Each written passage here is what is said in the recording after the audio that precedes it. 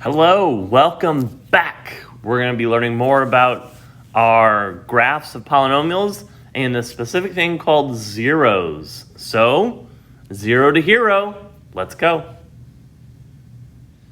Okay, so the last lesson we talked about graphs and turning points, increasing, decreasing, local extrema, maximum, minimums, things like that.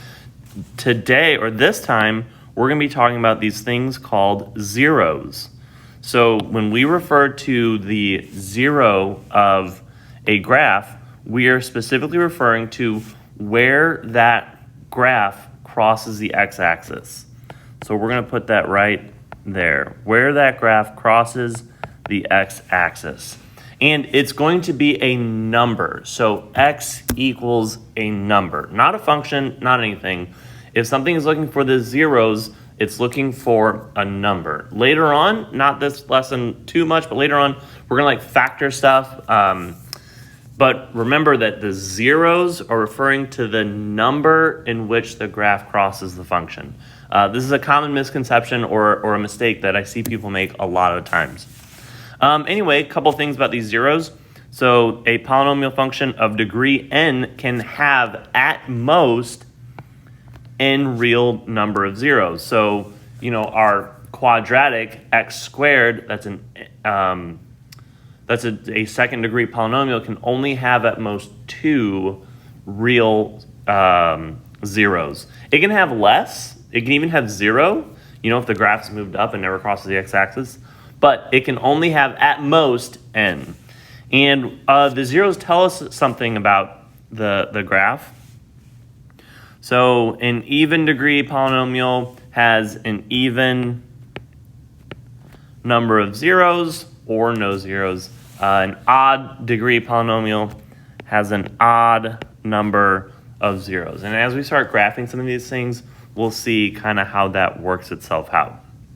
So what's nice about these zeros is that it can help us identify a graph, or it can help us look at a graph and factor it or solve it or whatever.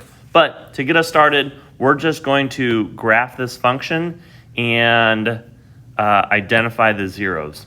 So I'm just gonna put it on my calculator. So let's see here, y equals x to the power of 3 plus x squared minus 2x. And I'm vocalizing that so that hopefully you get used to using this thing because this is a tool that you need to know how to use. So when I look at it, so it crosses right there. Looks like it kind of crosses right there somewhere, and then 1, 2.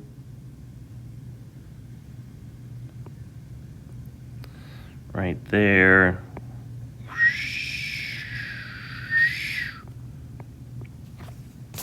So when you're graphing these things using your calculator, there's a couple of values that would be kind of really helpful to find. So this is what it looks like on my calculator. I'm going to go ahead and figure out the maxes, the minimums, just because I know how to do that on my calculator. So let's see here, maximum, got my left bound, my right bound. So I've got a maximum at negative 1.2 and y is 2. So 1.2 and y is 2 point something. So that's this dot right there. So that's a good dot. It does go through the origin 0, 0. And let's find a minimum. Left bound, right bound. Our minimum is x equals 1/2. Y equals negative 0.6. We'll call that 1/2. So that's this dot right there. We're going to make that a little bit bigger. A little bit more confident there. And then it looks like it crosses there. So I'm just finding some key values that make me make my graph a little bit more accurate. What I want you to avoid is, you look at a picture and then, you kind of draw a graph like that and be like, oh yeah, it's good. No, you put a little bit of work into it. So then from looking at the graph, I'm going to use my calculator graph as opposed to the one that I drew because I drew it.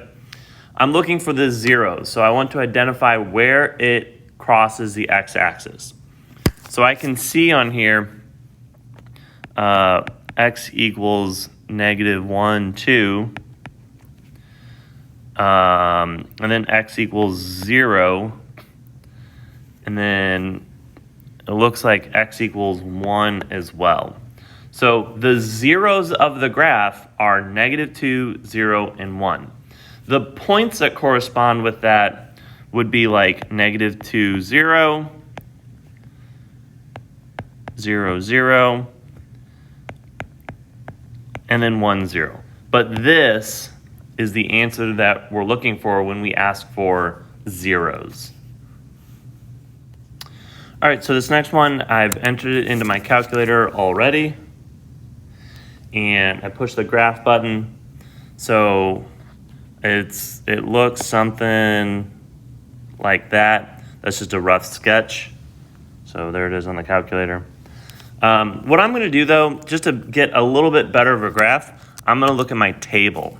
So when I look at my graph, I can kind of see like, oh, it's kind of looks like might cross at -1. I don't know. So I made a table and then I just entered in -1, 0, 1, 2, 3, 4, and I got some values. So I've got some real points that I can add on to this that will just help my graph be a little bit better and make a little bit more sense. So -1, 0, 0 goes up to 3. 1 comes back down to 0. 2 is back up to 3. And then 4 is like -45, but negative a bunch. So then based on the picture that I'm looking at and some of these points, I can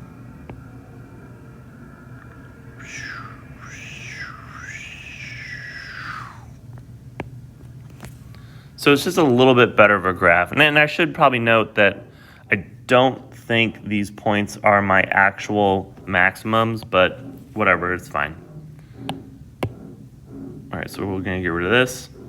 All right, so we're looking for our zeros. My graph or my table has kind of already told me where it crosses, but we've got x equals, let's see, what is that? -1, 0, just kidding, not 0. -1, 1, and then 3. So that is that point, and that point. And again, I verified those points with my table on my calculator, so that's kind of why I can say that that's my confident factor is high. I don't know. Okay, so one of the main ways that we can also find zeros, algebraically speaking, is factoring. I know, everybody loves factoring. So if you factor a polynomial, that tells you where it crosses the x-axis, and that can help you find the zeros, help you solve it, so on and so forth. That's why we want you to know how to factor so much. So if I were to look at this guy right here, and I wanted to factor it, step one, they all have an x in common. So I'm going to pull that x out. So now we've got x squared minus 2x minus 15. Okay, so that's just my quote-unquote normal factoring thing. I'm looking for two numbers that subtract together to give 15, and that's also going to give me a -2. So what is that? 3 and 5? Yeah. So then now we're going to have x on the outside, x minus 5, x plus 3, and done. So then to find the zeros from that, this is something that we've already done when we're solving the polynomial. You just set each one of these equal to 0, and then you solve. So that's going to give you the zeros. So in this case, we have x equals 0, -3, and +5. If I wanted to put those in order, I would just do it from less to whatever. So that's how you find the zeros, algebraically speaking. So you factor it, and then you just solve it. You set each one equal to 0, and there you go. You have your zeros. Okay, we've got zeros, and now we've got this other thing called multiplicity. And this has to do with, this is a multiplicity. This is a characteristic of those zeros. So a multiplicity means that if you have more than one of that same zero, you have what is called a higher multiplicity. So what does that look like? First, we're going to look at this guy right here. We're going to factor it. So we're going to factor our x out. We're going to have x squared minus 6x plus 9. And then when we factor that, we've got x minus 3, x minus 3. So what I want you to notice is that when we're finding our answers or our zeros, we're going to have x equals 0, and then we're going to have x equals 3, and then x equals 3. So that means that our multiplicity of 3 is going to be 2, if that makes sense. So we've got x equals 0, and this has a multiplicity of 1 because it only occurs once. So then we can say multiplicity of 1. It's a terrible looking 1. So then we have x equals 3, and this has a multiplicity of 2 because it happens twice. And this is important later on because it affects the graph. So if we know the multiplicity of something, it tells us how the graph behaves, or it gives us more information about the graph. So let's see what that looks like.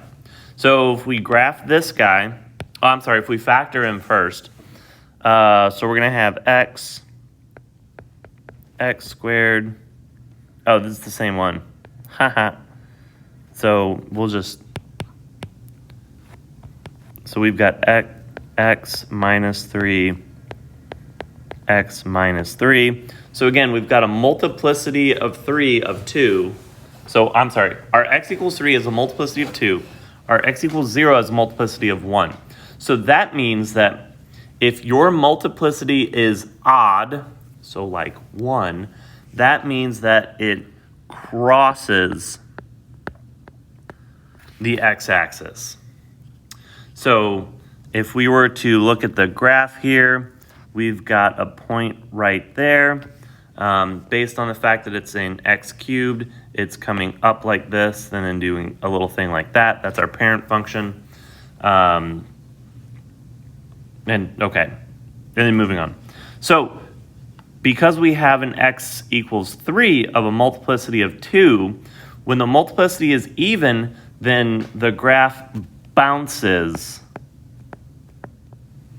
So as I was saying, when the multiplicity is even, then the graph bounces at that 0. Okay, so what does that look like? So we're back up here to my graph. This first dot is where it crosses, the graph crosses. And then at x equals 3, 1, 2, 3, it bounces, the graph bounces off of the x-axis. So if we come up from here, it crosses on the x-axis. 1, 2, 3, 4. It goes up here, comes back down, and then bounces off at the x-axis. So right here is where it crosses, and then right here is where it bounces. So the multiplicity can give us some more information about this graph. And eventually, we're going to be able to pick out the right graph just based on some of the characteristics, so we don't have to like necessarily graph the whole thing, if that makes sense. Okay, let's do some quick examples here. First, we're looking for our zeros. So again, this is already in factored form, which is super convenient. So our zeros, we're just going to look at when does that one equal 0, when does that one equal 0, when does that one equal 0. So we're going to get -7. This one right there is going to be a -1/2. And then we're going to have a +4. So those are going to be our zeros. So now what is the multiplicity of each one, and what effect does that have? So my -7 here, so this one, we look at this guy right here. So that means that that 0 happens twice because it's squared, right? So it's going to have a multiplicity of 2. Go away. A multiplicity of 2. So because the multiplicity is even, the effect that it has is that it will bounce off of the x-axis. Okay, so let's look at this guy.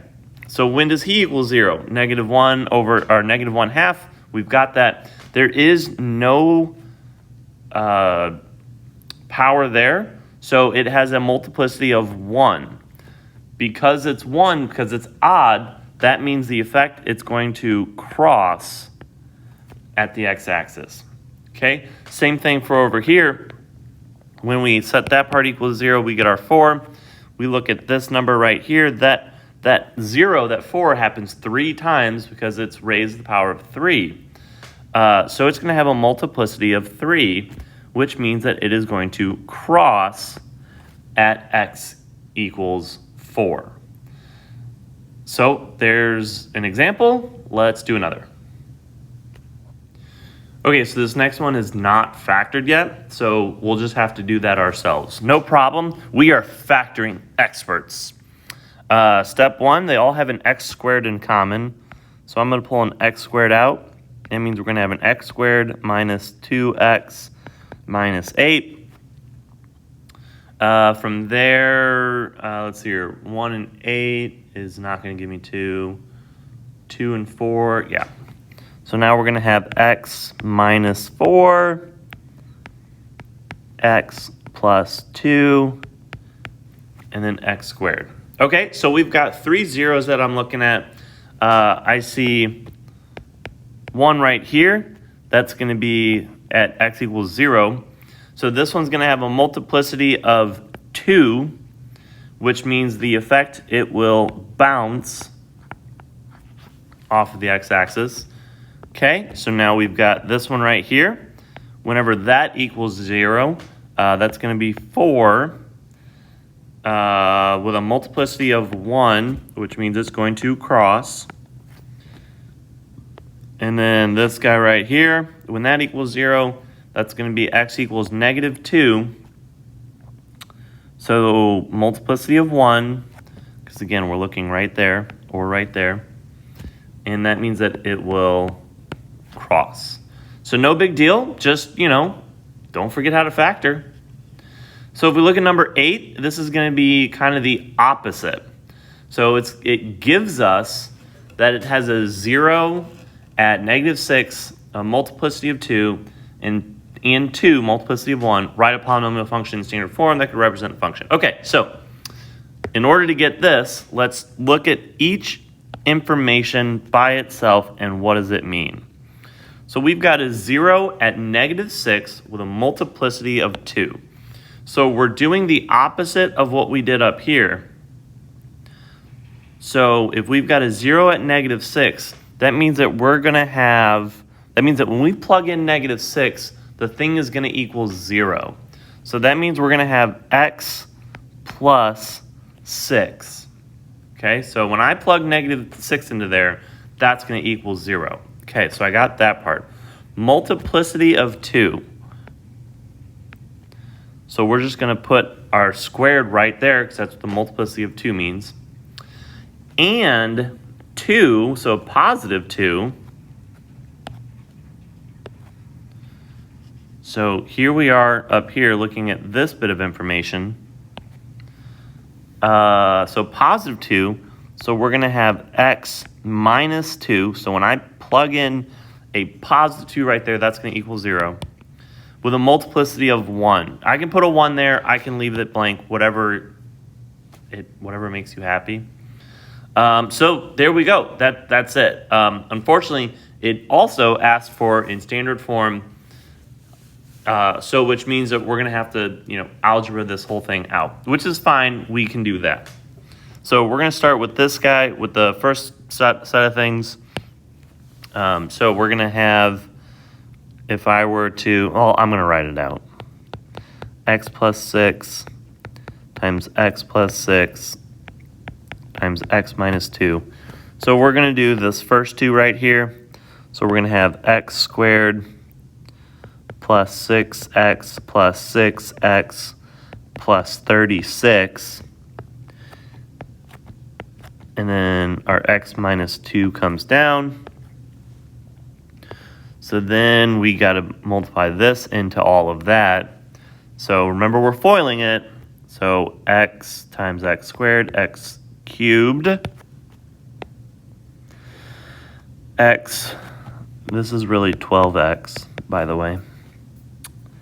3x, so x times, so we're doing this right here. X times 12x, which is going to be 12x squared, and then x times 36, 36x.